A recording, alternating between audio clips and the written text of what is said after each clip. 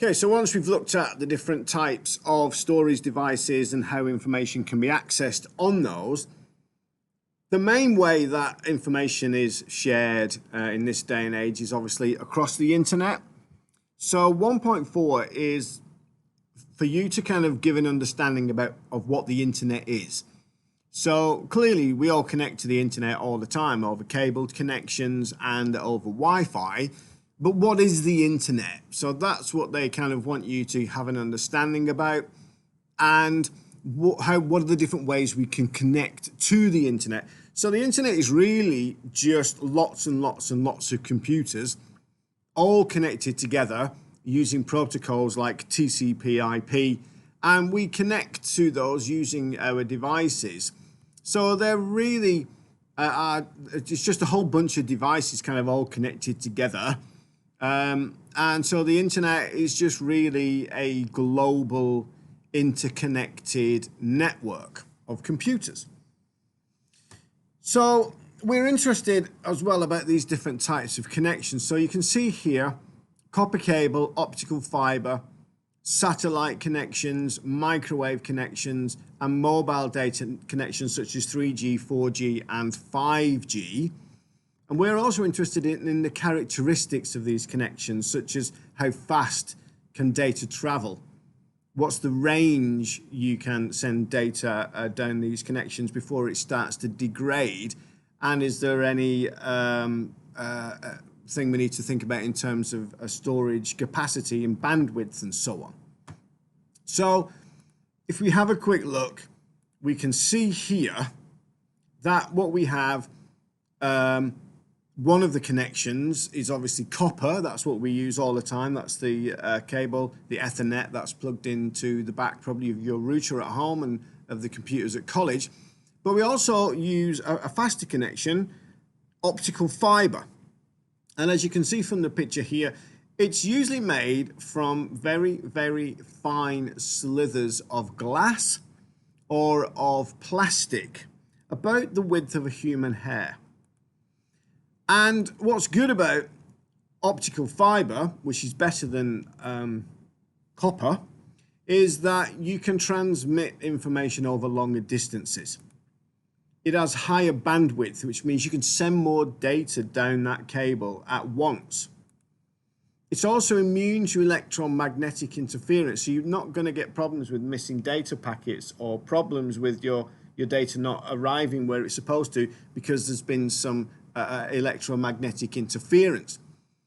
And it's also not susceptible to people trying to piggyback and steal your data from your copper cable, using these electromagnetic stealing devices, really, because you can't do that on light because it's obviously not electromagnetic.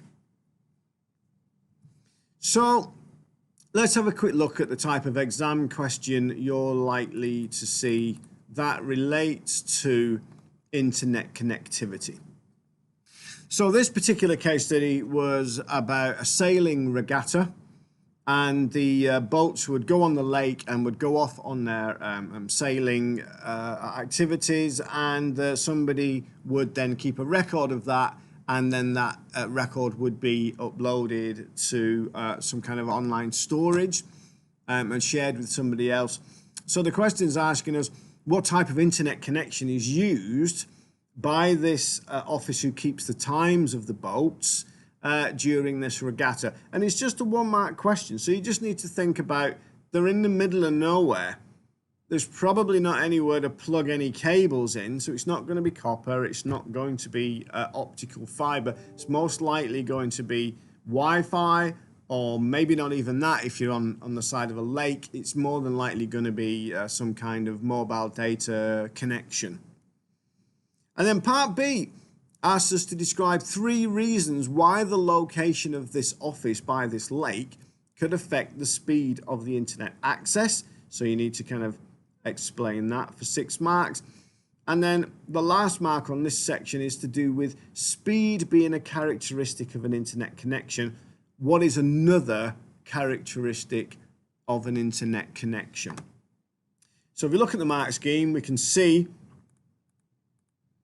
Most likely, mobile data networks such as 3G, 4G, 5G, or a wireless hotspot are most likely to be the sensible internet connection options for that particular environment. Reasons why the location of the office is a problem. Well, it tells us in the case study where the office is, and it's at Lake Windermere. And that in itself is going to be problematic because internet access is going to be a little bit maybe varied, a little bit intermittent. As you move to different parts around the lake, you might find that your signal disappears. There's physical things that you need to think about in the Lake District. So there's trees, there's buildings nearby, and there's obviously wide open areas of just open green field. And then there's the lake itself. So that could have some effects in terms of the quality of the signal. The weather itself can cause problems. Mobile networks sometimes can be degraded just purely because of the distance between the masts. Sometimes upload speeds might be a little bit slower. You might end up dropping onto GPRS, for example, because there's no 5G or 4G connectivity in that area.